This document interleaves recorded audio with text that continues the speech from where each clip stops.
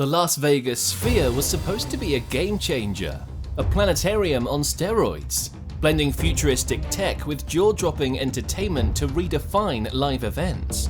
But instead, it's found itself at the heart of one controversy after another. Promising to elevate immersive experiences, the Sphere aimed to make Las Vegas the global leader in tech-driven entertainment. Yet it's now infamous for its environmental and social impact, consuming enough energy to power thousands of homes, and disrupting wildlife with its massive LED display. The damage goes far beyond entertainment. Local communities are also feeling the pinch as property values and rents surge. So has the Sphere's ambition come at too high a cost, leaving behind more harm than the groundbreaking shows it promised?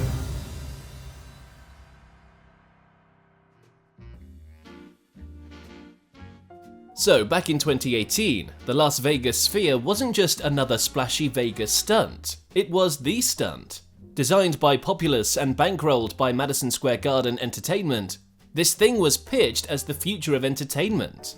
A 16K LED screen so massive, it might as well predict the future. Sound systems as sharp as a blackjack dealer's shuffle, and seats that wouldn't just let you watch, you'd actually feel every moment. And where else to play such a colossal spectacle but right off the strip? They scooped up 18 acres from Las Vegas Sands, and soon enough, Apollo Global Management and Vici Properties jumped on board. But when you're promising the ultimate tech-fueled playground for concerts, films, and esports, who wouldn't want in on the action? People will be able to hear perfectly, whereas if you were trying that in an arena or a stadium, it would just be impossible. Vegas was all set to claim its crown as the world's entertainment capital, no questions asked. But with all those lofty promises, you've got to wonder, did anyone stop to think about the full 360-degree impact of the Sphere? Or were they just riding on the adrenaline of ambition and hope? Next up, brace yourself for how much power the Sphere sucks up during peak usage. It's more than enough to light up a small city, and the number will leave you floored. But before we dive into that mind-blowing fact, let's tackle the construction hurdles and budget blowouts that nearly brought this ambitious project to its knees.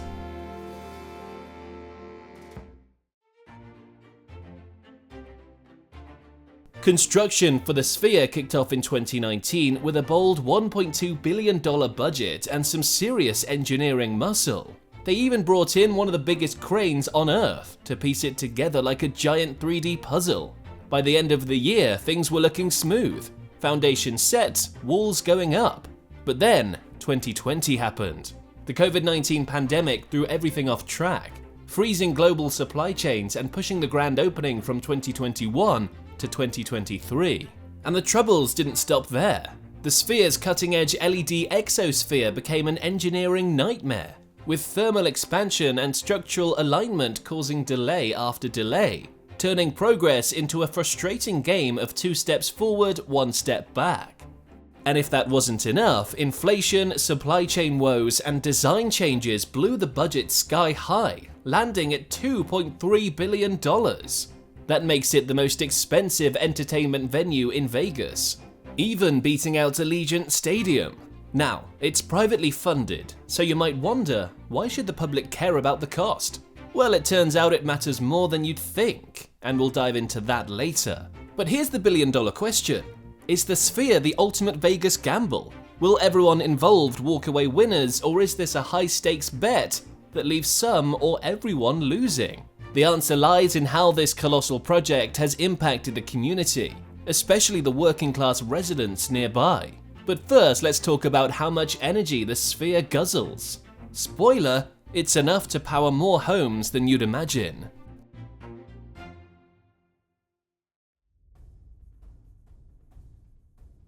The Sphere threw open its doors on September 29, 2023, with U2 launching a 40-show residency. Inside, it was everything they promised. 18,600 seats filled.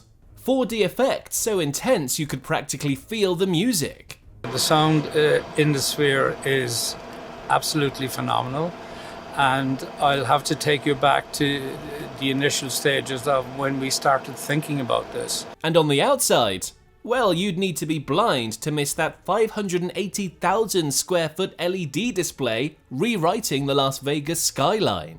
But beneath the sparkle and spectacle, the Sphere is packing more controversy than the headliner. Let's start with its power-hungry appetite. At full throttle, the Sphere sucks up 28 megawatts of energy, enough to power 21,000 homes. In a desert city already sweating over energy use, that kind of draw is bound to raise eyebrows. Sustainability? Yeah, that's not exactly the first word that comes to mind here. And while it's certainly a feast for the eyes, local wildlife isn't having quite as much fun.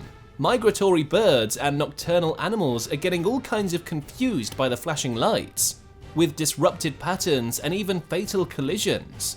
In a city that's already glowing brighter than a supernova, this LED beast is just adding fuel to the light pollution fire. And then there's the neighborhood drama. Living near the Sphere might sound cool until you realize you're getting an LED sun in your backyard. Locals have had enough, with complaints ranging from eye strain and headaches to full-blown migraines. It's one thing to be mesmerized by the lights for an hour or two, it's another thing when you can't escape them. And if the glow doesn't get you, the noise will. This is not some gentle music. This is very loud, very obnoxious music.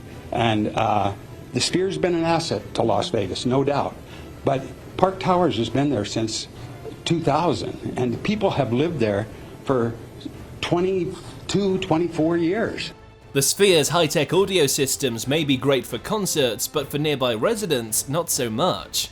It's become a battle for peace and quiet in a place that never sleeps. But let's not forget the fans.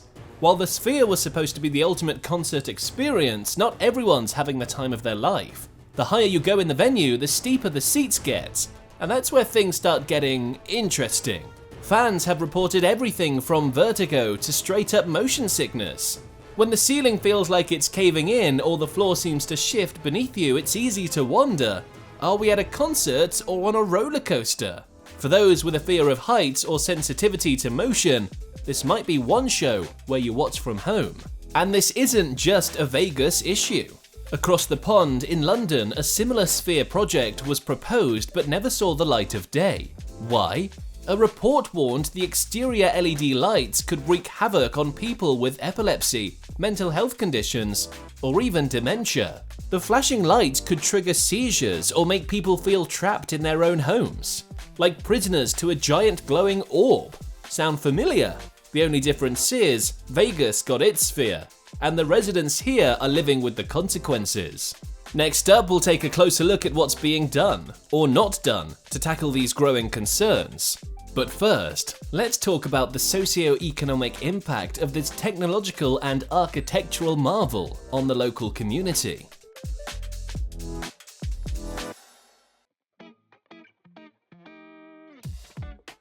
Now, let's talk about the real kicker, the impact on the community. The Sphere may be dazzling tourists and pumping money into the Vegas economy, but the locals, not so much.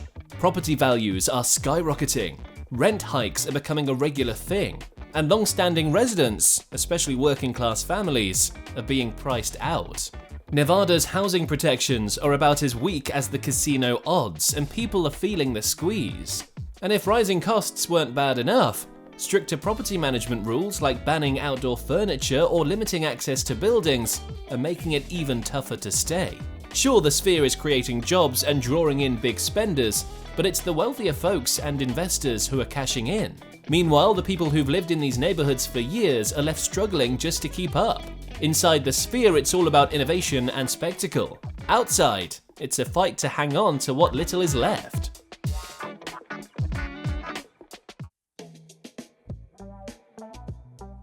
The Sphere's making moves to address the backlash over its environmental and community impact, but let's just say it's more of a slow crawl than a sprint.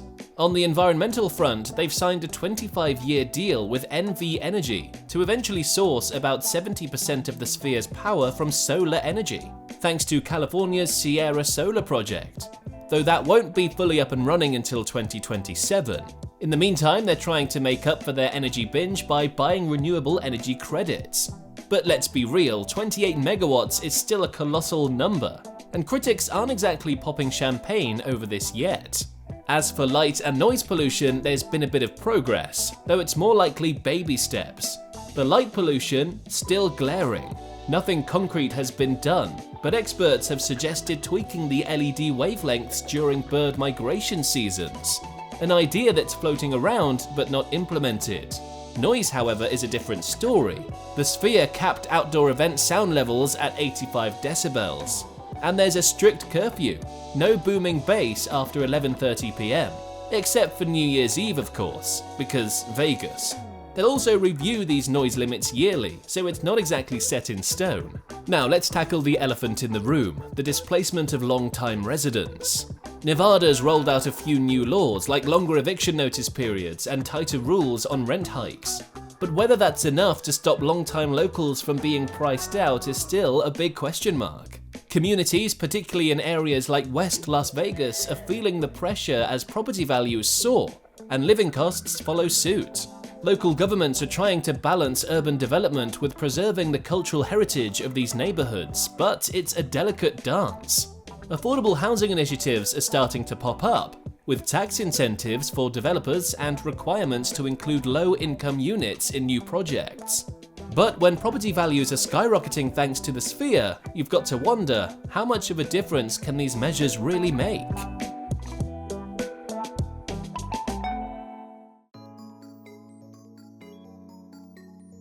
Earlier, talking about the budget, we mentioned that money matters, even though the Sphere is privately funded. Well, here's why. The Sphere is losing money. Fast. In its first fiscal quarter alone, it posted a staggering $98.4 million loss. And that was just the beginning. Between April and June 2024, the Sphere racked up another $104.5 million in losses, bringing the total for the fiscal year to a jaw-dropping $480 million. Now, why should that concern anyone outside the investors' circle? Because if the Sphere continues on this trajectory, it won't just be the investors who feel the hit. A venue this massive, intertwined with the local economy and property market, can create ripples that affect everything, from jobs to housing costs. See, if the Sphere fails, it won't just disappear. The financial strain will trickle down, leaving behind a community burdened by the fallout of a project that promised so much but delivered so little. So while it may be privately funded, the consequences of its failure are very much public. The story of the Sphere isn't just about one flashy venue, it's a symbol of what happens when ambition and innovation push the boundaries of what's possible. When a project claims it's going to change the game, it opens the door to either spectacular success or, as we've seen here, a whole lot of complications.